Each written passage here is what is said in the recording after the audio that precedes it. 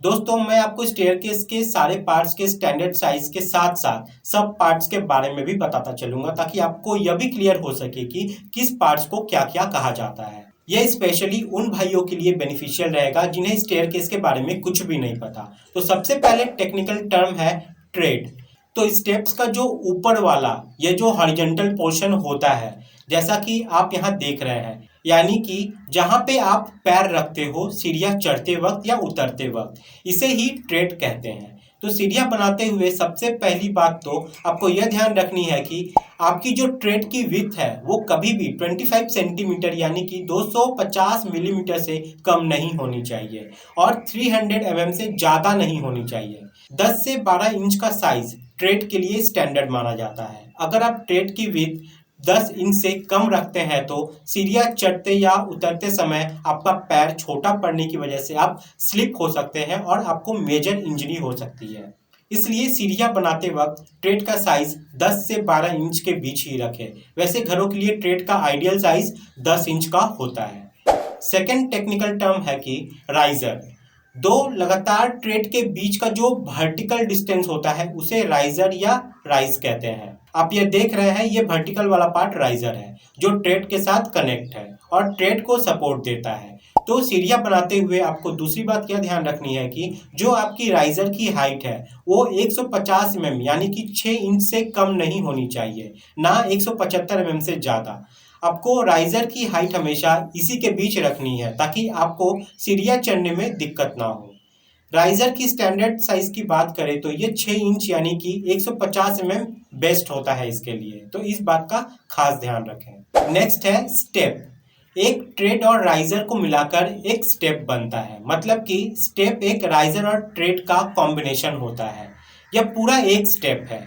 तो एक normal house के लिए आपको यह ध्यान रखना है कि स्टेप की विड्थ यानी कि आपके स्टेयरकेस की विड्थ कभी भी 3 फीट से कम नहीं होनी चाहिए और ना 5 फीट से ज़्यादा, ताकि दो इंसान इस सीढ़ी पे एक साथ आ जा सके और आप अपने घरों के सामान वगैरह जैसे फर्नीचर को भी इससे ले जाने में कोई आपको दिक्कत ना हो। कमर्शियल पर्पस के लिए इसे आप 6 फीट तक भी रख सकते हैं, पर घर की स्टेयरकेस की चौड़ाई आपको कम से कम 3 फीट तक जरूर रखनी है, तो इस बात का आप खास ध्यान रखें। फोर्थ है हैंड रेल, जिसका काम है सीढ़ियों पे चढ़ते या उतरते वक्त आप इसे पकड़ सकते हो ताकि आपको सपोर्ट मिले।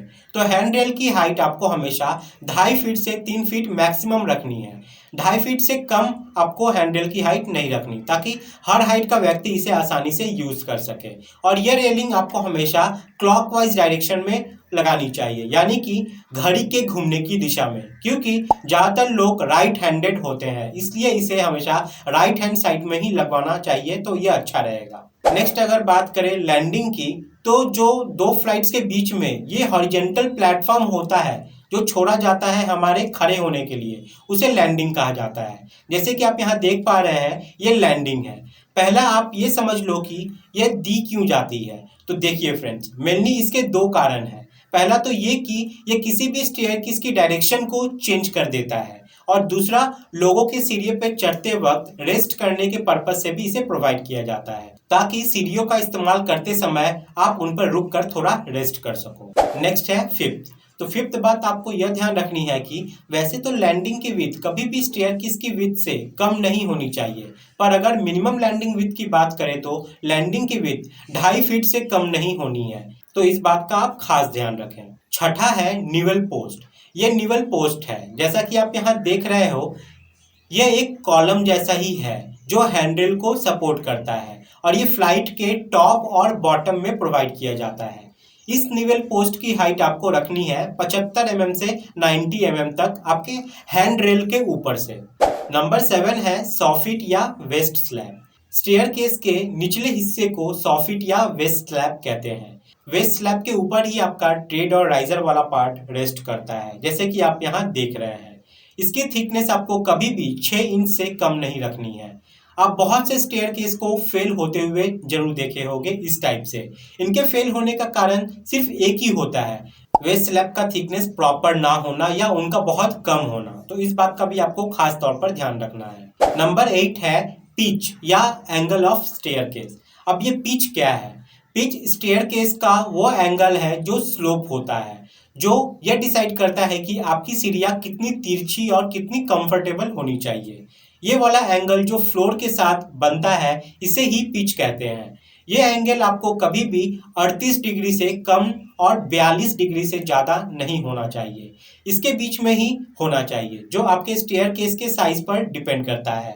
नहीं तो आपको सीढ़ियाँ चढ़ने और उतरने में थकान और परेशानी होगी। तो स्टेयरकेस बनाते हुए एंगल का भी जरूर ध्यान रखना है। नंबर 9 है हेडरूम। हेडरूम ट्रेड के सेंटर से उसके ऊपर वाले फ्लोर के सीलिंग तक के वर्टिकल डिस्टेंस को कहते हैं। किसी भी सिचुएशन में आपका यह वर्टिकल डिस्टेंस 2.1 मीटर से कम नहीं होना चाहिए, ताकि हर हाइट का आदमी स्टेयरकेस को आसानी से यूज कर सके और उसका सर ऊपर सीलिंग से ना टकराए। तो इस बात का स्टेयरकेस बनाते हुए आप खास ध्यान रखिए। नंबर 10 है फ्लाइट। अब यह फ्लाइट क्या है? तो फ्रेंड्स, फ्लाइट ट्रेड और राइजर के पूरे सीरीज कॉम्बिनेशन को कहते हैं। यानी कि स्टेयरकेस चढ़ते और उतरते वक्त किसी भी दो लैंडिंग के बीच में जो पार्ट होता है उसे फ्लाइट कहा जाता है। तो फ्लाइट में मेनली आपको दो बात का ध्यान रखना है। पहला तो ये कि आपकी एक स्टेयरकेस फ्लाइट में कम से कम 3 स्टेप्स होने चाहिए और ज़्यादा से ज़्यादा 12 स्टेप्स। एक फ्लाइट में आपको कभी भी 12 से ज़्यादा स्टेप्स नहीं रखने चाहिए। और दूसरी बात यह ध्यान रखनी है कि हमेशा आपको दो फ्लाइट के बीच में कम से कम 4 इंच का गैप जरूर रखना है। तो इस बात का भी खास ध्यान रखें। Number 11, concrete mix for staircase. अब आपको जो स्टेयरकेस में कॉन्क्रीट मिक्स का यूज करना है वो कभी भी 1-1-2 यानी कि M25 से कम का यूज नहीं करना है। यानी कि 1 भाग सीमेंट, 1 भाग सैंड और 2 भाग एग्रीगेट यूज करना है। Number 12, steel reinforcement. आपको सीढ़ियाँ बनाते हुए हमेशा यह ध्यान रखना है कि आप स्टेयरकेस में जो सरिया यूज करोगे वो 12 mm या 10 mm से कम डाया का यूज नहीं करना है। ये विशेष तौर पे ध्यान रखिएगा, क्योंकि ज़्यादातर लोग स्टेयरकेस में 8 mm का सरिया यूज करते हैं, जो सही नहीं है और बाद में बहुत प्रॉब्लम आती है। तो इस बात का आप खास ध्यान रखें। नंबर 13, एक अच्छी स्टेयरकेस बनाने के लिए आपको बिल्डिंग की हाइट कभी भी 10 फीट से कम नहीं रखनी है। यानी कि आपको floor to floor building height कम से कम 10 फीट जरूर होना चाहिए। नंबर 14, आप हमेशा ध्यान रखिए कि एक अच्छे स्टैंडर्ड साइज के स्टेयरकेस बनाने के लिए आपको रूम की विड्थ कम से कम 6 फीट रखनी है और हाइट, जैसा कि मैंने आपको पहले ही बताया, 10 फीट रखनी होगी। यानी कि 10 फीट बाई 6 फीट में आप एक अच्छी स्टेयरकेस बना पाओगे, ताकि इससे सामान उतारने या चढ़ाने में कोई दिक्कत ना हो।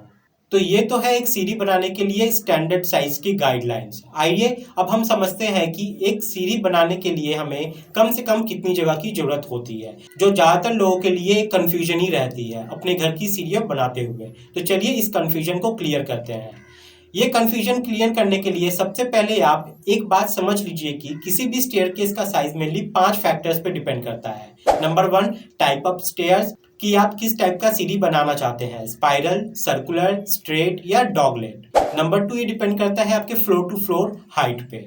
तीसरा, ये डिपेंड करता है कि आपकी राइजर की हाइट क्या है, क्योंकि जितना ज़्यादा आपकी राइजर की हाइट होगी उतना ही ज़्यादा आपका स्पेस लगेगा। चौथा ये है कि फ्लोर लेवल पे आपकी बिल्डिंग की हाइट क्या है। और पांचवा, ये डिपेंड करता है कि आपकी फ्लाइट की विड्थ यानी कि चौड़ाई के लिए कितनी जगह है।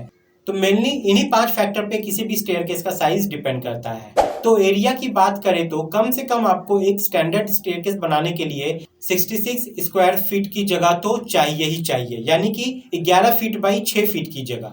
अगर आपको इसका कैलकुलेशन डिटेल में समझना है तो मैंने ये वीडियो बनाया हुआ है, इसे आप एक बार जरूर देखिए। आई बटन में इसका लिंक मिल जाएगा। इसके साथ ही मैंने इस वीडियो का डिस्क्रिप्शन में भी मैंने लिंक दे दिया है, आप जाके उसको एक बार डिटेल में जरूर देखें।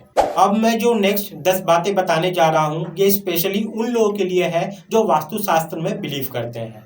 जो नहीं करते वो इस वीडियो को यहीं स्किप कर सकते हैं। सबसे पहले यह बात करते हैं कि अकॉर्डिंग टू वास्तु सीढ़ियों के लिए बेस्ट डायरेक्शन कौन सी होती है, हमें किन किन डायरेक्शन में सीढ़ियाँ बनानी चाहिए और किन किन डायरेक्शन को अवॉइड करना चाहिए। सीढ़ियाँ हमारे घर का बहुत ही खास हिस्सा होता है, जो हमारे घर में पॉजिटिव एनर्जी लाने के साथ साथ हमारे जीवन पर भी विशेष प्रभाव डालता है। इसलिए वास्तु में सीढ़ियों का बहुत ज़्यादा इम्पोर्टेंस दी गई है। इसलिए मकान को बनाते समय या खरीदते समय सीढ़ियों के सही दिशा का भी जरूर ध्यान देना चाहिए। तो चलिए सबसे पहले मैं आपको यह क्लियर कर देता हूँ कि सीढ़ियों के लिए सही दिशा कौन सी है। तो अकॉर्डिंग टू वास्तु सीढ़ियों के लिए 3 डायरेक्शन सबसे सर्वश्रेष्ठ माने गए हैं, साउथ, वेस्ट और साउथ वेस्ट डायरेक्शन। मीन्स दक्षिण पश्चिम और दक्षिण पश्चिम कॉर्नर को। जिसमें साउथ वेस्ट डायरेक्शन सबसे बेस्ट और एक्सीलेंट डायरेक्शन होता है स्टेयरकेस के लिए। सेकेंड, आप पूरी की पूरी सीढ़ी या तो दक्षिण में बना ले या पूरी पश्चिम में, क्योंकि according to Vastu north east और नॉर्थ वेस्ट के कंपैरिजन में साउथ ईस्ट और साउथ वेस्ट हमेशा भारी होना चाहिए।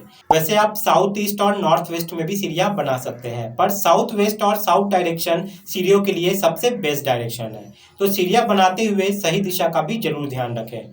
तो आइए अब मैं आपको स्टेयरकेस के बारे में वास्तु से रिलेटेड कुछ 10 जरूरी बातें बताता हूँ। तो सबसे पहली बात कि आपको स्टेयरकेस यानी कि सीढ़ियाँ हमेशा क्लॉकवाइज यानी कि घड़ी के घूमने की दिशा में ही बनानी है, यानी कि पूरब से दक्षिण, दक्षिण से पश्चिम, पश्चिम से उत्तर और उत्तर से पूरब दिशा की ओर, क्योंकि पृथ्वी भी इसी दिशा में घूमती है। इसलिए सीढ़ियाँ चढ़ते हुए आपकी एनर्जी भी कम लगेगी और आपको थकान भी कम महसूस होगी। दूसरी बात, नंबर ऑफ स्टेप्स यानी कि पदों की संख्या। पदों की संख्या हमेशा विषम यानी कि ऑड रखें, जैसे 9, 11, 13, 17, 19, 21 आदि। तीसरी बात, जितना हो सके सर्कुलर और स्पाइरल स्टेयरकेस घर में अवॉइड करें, यह वास्तु के हिसाब से सही नहीं होता। चौथी बात, अगर आप सीढ़ियाँ सही दिशा में भी बनाते हो साउथ और वेस्ट में, तब भी आपकी सीढ़ियाँ या तो पूरब से शुरू होकर पश्चिम की ओर जानी चाहिए या उत्तर से शुरू होकर दक्षिण की ओर जानी चाहिए, क्योंकि सीढ़ियाँ एनर्जी कैरियर होती है जो अपने साथ साथ एनर्जी कैरी करके चलती है। इसलिए इनकी शुरुआत हमेशा अच्छी दिशाओं से ही करें ताकि ये अपने साथ पॉजिटिव एनर्जी लेकर आ सके। पांचवी बात, आपको यह ध्यान रखनी है कि सीढ़ियों के नीचे की जो जगह है वो आपको हमेशा खाली रखनी है। यहाँ किसी भी तरह का टॉयलेट, बाथरूम, किचन और मंदिर वगैरह नहीं बनाना है। यह जगह आप डिफरेंट तरह के फ्लावर या आर्टिफिशियल फ्लावर या शोपीस के डेकोरेशन के लिए कर सकते हैं, या अगर जगह की कमी है तो आप स्टोर रूम भी बना सकते हैं। नंबर 6, आपको सीढ़ियों पर ना शुरुआत में, ना बीच में, ना सीढ़ियों के एंड में किसी भी तरह की भगवान की फोटो या पोस्टर, घर वालों की फोटो वगैरह नहीं लगानी है। यहाँ आप फूल या माउंटेन वगैरह का पेंटिंग लगा सकते हैं। सातवां, आपके फ्रंट गेट के सामने मीन्स घर की एंट्री के सामने स्टेयरकेस नहीं होनी चाहिए। थोड़ा दाएं या बाएं बना सकते हो, पर बिल्कुल भी सामने ना हो। Number 8, always avoid dark colour for staircase. Means आपको सीढ़ियों में हमेशा डार्क कलर और पेंट अवॉइड करना है, और खासकर डार्क ब्राउन और ब्लैक कलर तो अवॉइड करना ही करना है। हमेशा लाइट कलर का ही सीढ़ियों पर यूज करना चाहिए। और नंबर 9, सीढ़ियों के स्टेप्स पर भी चाहे आप ग्रेनाइट लगवा रहे हो, मार्बल लगवा रहे हो या टाइल्स लगवा रहे हो, आप कुछ भी लगवाओ, पर ब्लैक, ग्रे और ब्राउन पत्थर यूज नहीं करने हैं। आप सफेद, पिंक और लाइट कलर के पत्थर ही यूज करें। तो दोस्तों, यह 25 बातें आपको अपने घर में सीढ़ियां बनाते समय जरूर ध्यान रखनी है।